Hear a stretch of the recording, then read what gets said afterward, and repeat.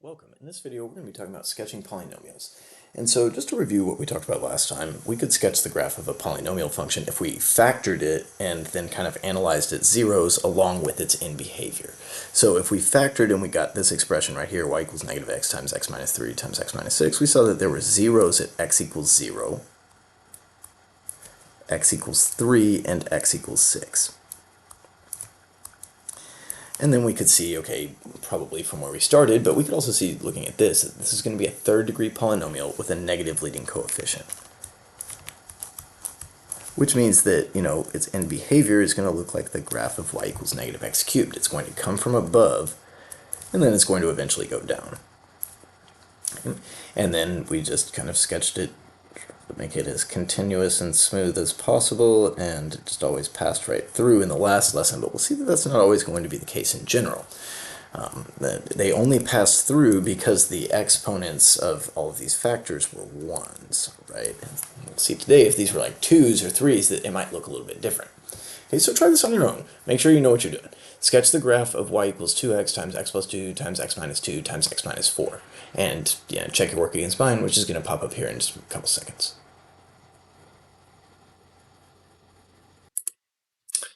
Alright, there you go. So we were looking at a fourth-degree polynomial with a positive leading coefficient if we had multiplied those all out, and with zeros at 0, negative 2, positive 2, and positive 4.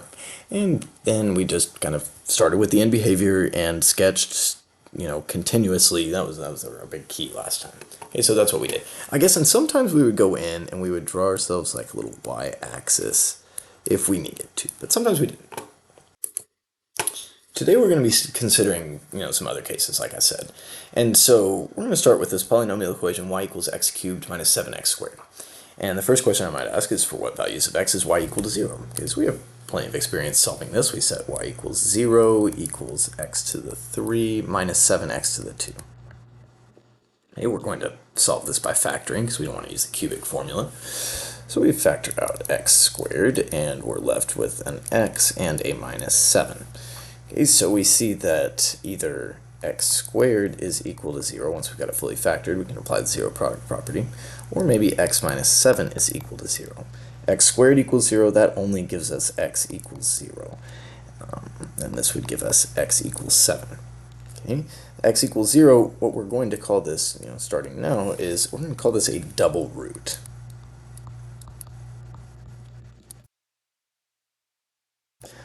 And it's a root because when I plug in x equals 0, I get y equals 0. And it's a double root because of that squared there. Okay, and we'll have a nice definition for multiplicity and double root and triple root later. But for now, I'm just telling you what we're going to call it. Okay, so we've solved the equation y equals 0. Now, we might also be interested in what the graph of this thing looks like. So I'm going to start by trying to sketch it and seeing that I kind of need to do a little bit more analysis, and I'll show you what the type of analysis we need to do is, and then we'll be able to give ourselves a good sketch. So if I tried to sketch, the way that we're familiar with, and said, okay, my roots are at x equals 0 and x equals 7, and this is a third-degree polynomial with a positive leading coefficient, I'd try to go, and I couldn't make it work, right? So there's something off here, and I'm going to need to do a little bit more analysis, like I was saying, and that's what the sign chart's going to be. I'm going to leave that x-axis labeled with those zeros right there because that's going to be good enough for me.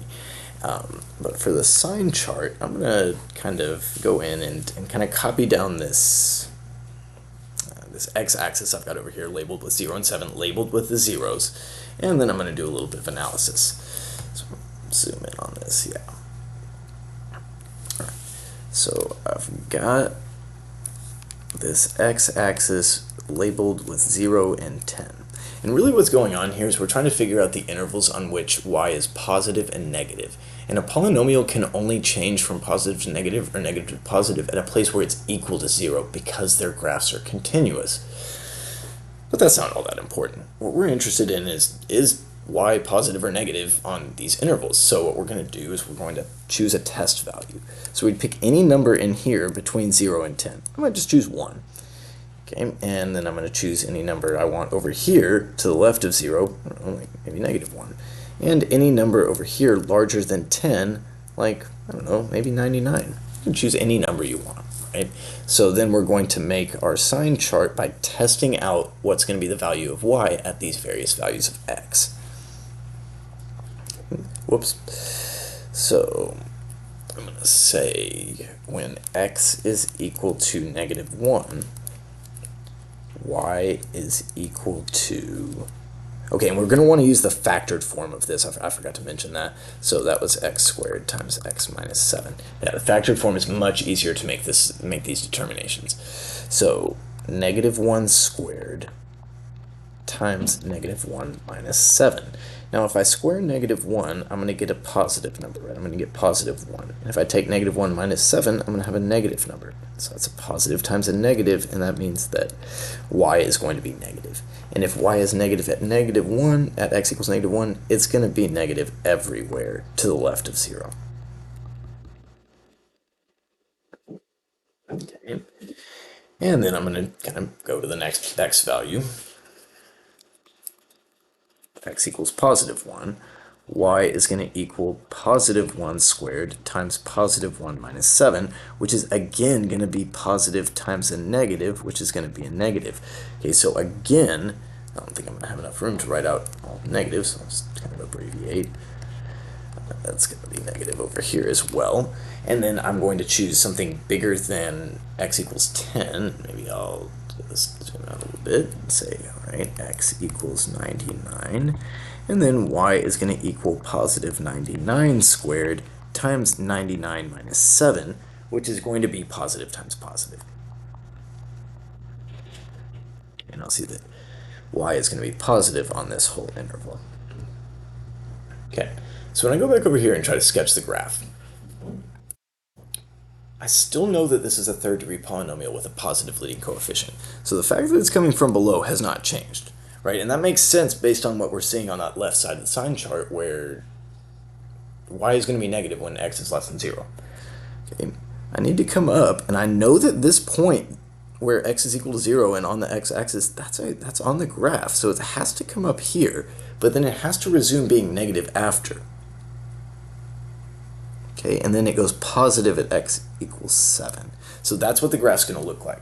And so what I'm telling you right here is that at this double root, x equals 0, we're going to have a bounce on the graph. So I might come in here, draw my y-axis, but the big moral of this story here is going to be that the graph of a polynomial bounces at a double root. That's a pretty essential piece of knowledge for today. But now let's go kind of right back to the drawing board and think about what would happen if we had 3 powers of a factor. Okay, so we're going to do the exact same thing. What are the zeros of f? Okay, I'm going to start with, well, okay, zeros of f are where f of x equals 0, so that would be where 0 is equal to x to the 4 minus 5x to the 3. I can factor out 3 powers of x from this expression, and I'll be left with an x minus 5. Okay, and if I'm looking to solve this equation, I'm going to say, okay, either x cubed equals 0, and that would give me just x equals 0, or I would have x minus 5 equaling 0, and that would give me x equals 5. Now, you might not be surprised to hear me say that we're going to call this x equals 0 a triple root.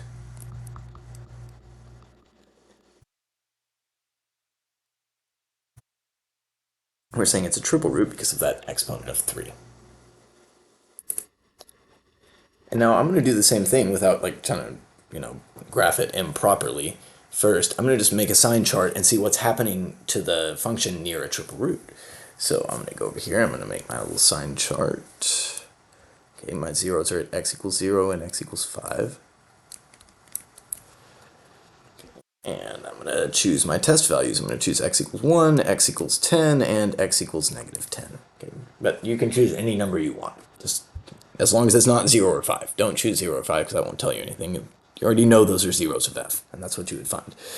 So, okay, when x equals -10, y is going to equal, okay, my factored form is x cubed, so -10 to the 3rd power multiplied by x minus 5.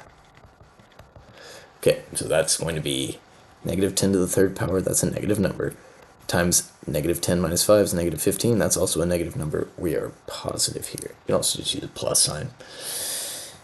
Okay, x equals 1. Y is going to equal positive 1 to the third power times 1 minus 5.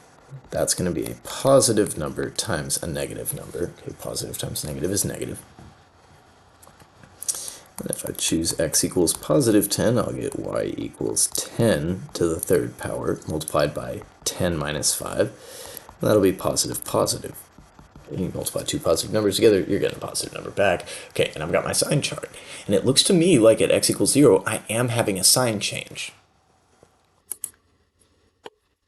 And, without going and pulling up a graphing window or anything, and not delving too deep into the discussion and making this like an hour-long video, I'm just going to tell you what it's going to look like at around a triple root, like what the graph of a polynomial will look like. So I'm going to label my zeros, x equals 0 and x equals 5.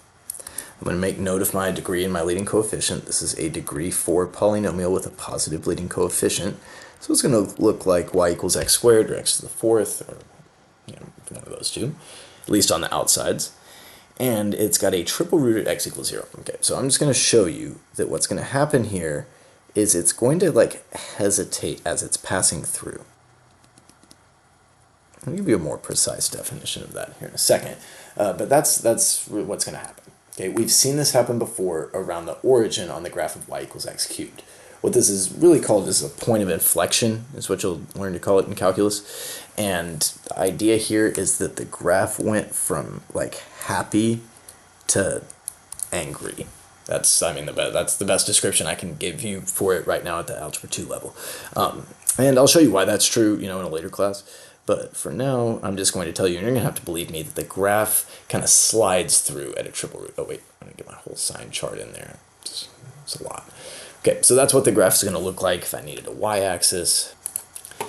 I could bring one in. Okay, but the big knowledge here is that the graph of a polynomial hesitates near a triple root. Yeah.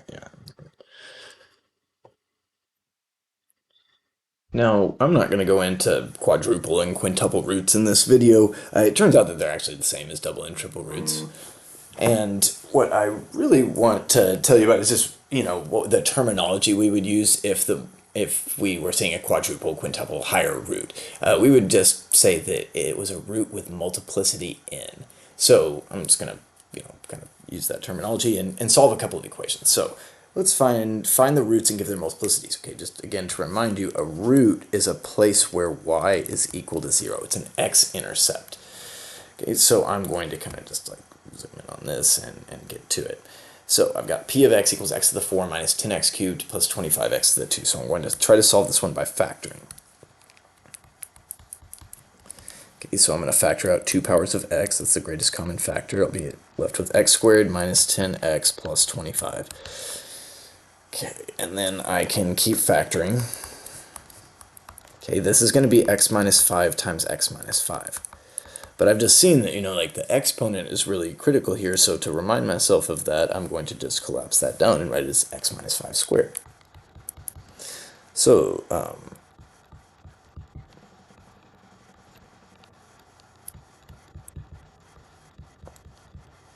whoops. Okay, so if I'm going to list the roots and give their respective multiplicities, I'm going to say, okay, either x squared equals 0, and that happens when x equals 0, so that's x equals 0 with a multiplicity of 2. Or I've got x minus 5 equaling 0. That'll happen at x equals 5, and the multiplicity of that one will also be 2 because of these two exponents that I'm seeing up there. All right, now you try it on your own. Do this with q of x, okay? But you're going to want to do this with a video pause because I'm going to, I'm going to also pause the recording, copy in my solutions, and then they'll just pop up here in a couple seconds.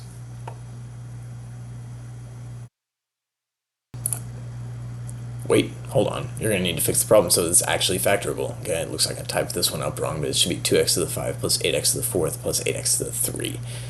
All right, so pause now. All right, there you go. So I factored it and solved it, and I got, okay, x equals 0, which is a triple root, and x equals negative 2, which is a double root. Okay, and so triple root, I would say that's multiplicity 3. And this double root, I would say that's multiplicity 2.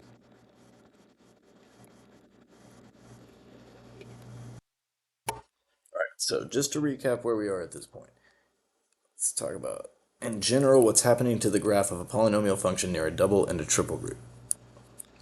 For a double root, we're seeing a bounce. Okay, so either it's coming from above and bouncing back up, or it's coming from below and bouncing back down. Okay, but these are bouncing. Okay, and then over here for a triple root, it's going to hesitate, so it's going to change its attitude, really. That's kind of what it's doing. But it can do that while coming up, or it can do that while going down. Okay, and I'll just say hesitates. So I guess I should say bounces and hesitates. Okay, and the same is true for roots of higher multiplicity, like multiplicity 4, it's going to bounce, and multiplicity 17, it's going to hesitate going through. But we're not going to be sketching those situations in this class, so I'm not going to really get into them in this video.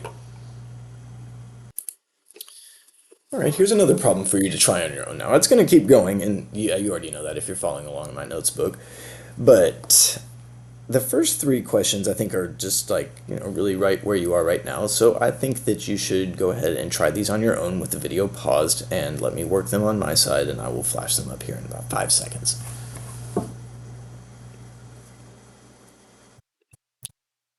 All right, there you go.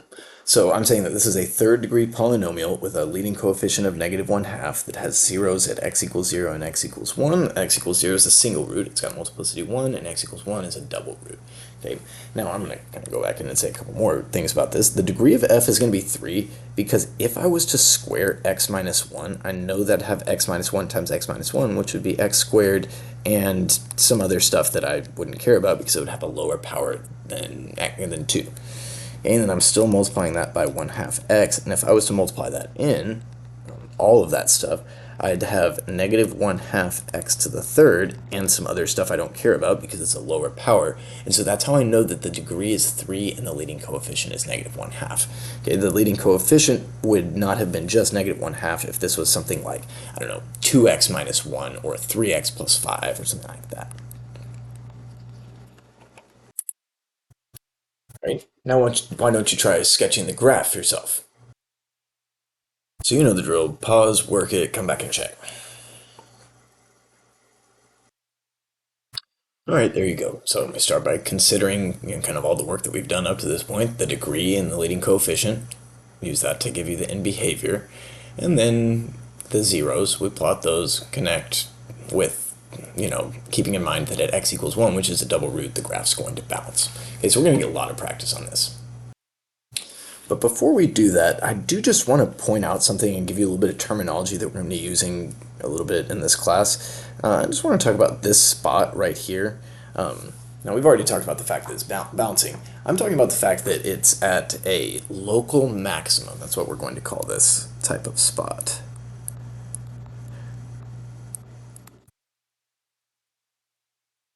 And I should tell you that many people, and myself included, I think, would frequently call that also a relative maximum. Okay, so those are just like kind of interchangeable words, local maximum, relative maximum. And then this point right here, well, that's what we would call a local minimum. And we'll have a more suitable definition of that, I think, next time.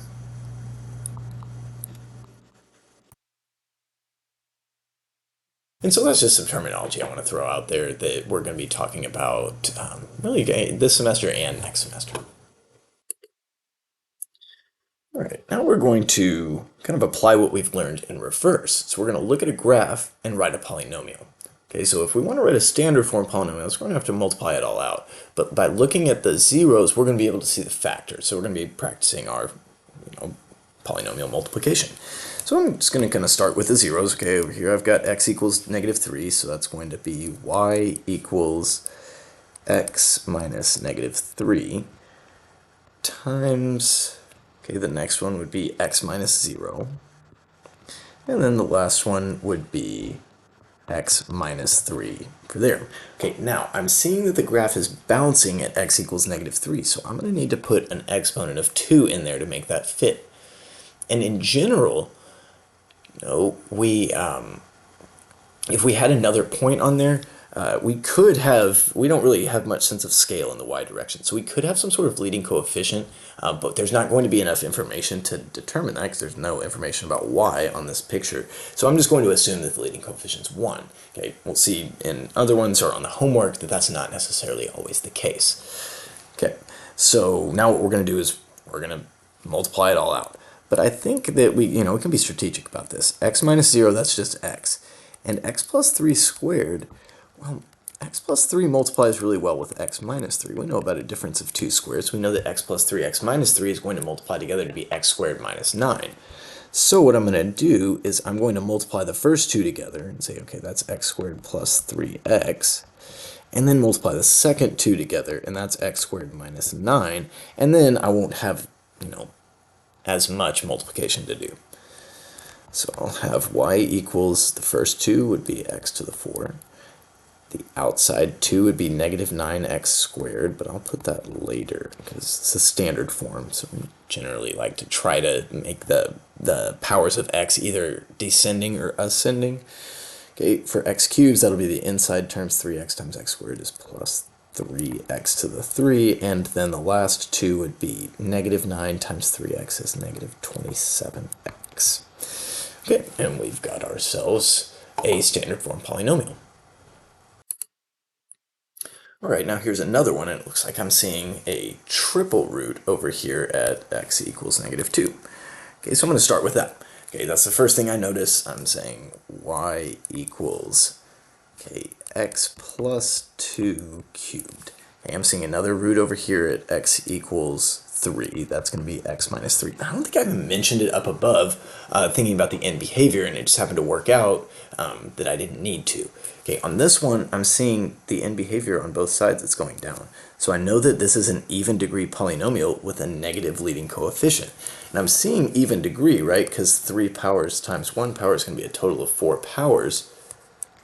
But I'm not seeing a negative leading coefficient, so I'm just going to throw in a negative right there.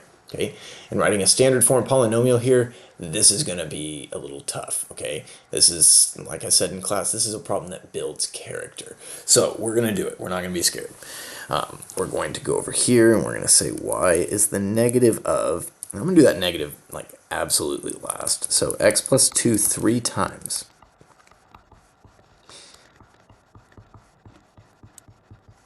And then I'm just going to kind of do them 2 at a time and just chug away at it. I'm going to try to do it as quickly as possible for your sake. And then x squared minus x minus 6. But I might just go off and do, so because this I would recommend you do as a box.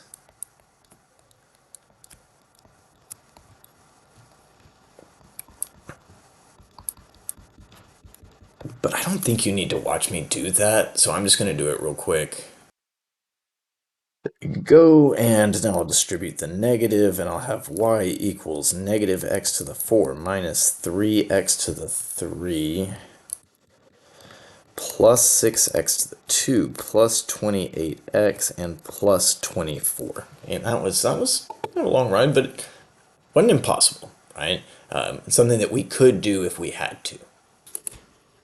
All right, and I've got 2 more pages of examples here in the notes book, but I think I'm going to just stop here for today because I've shown you all the facts that you need, and that more examples, that's just going to be extra practice.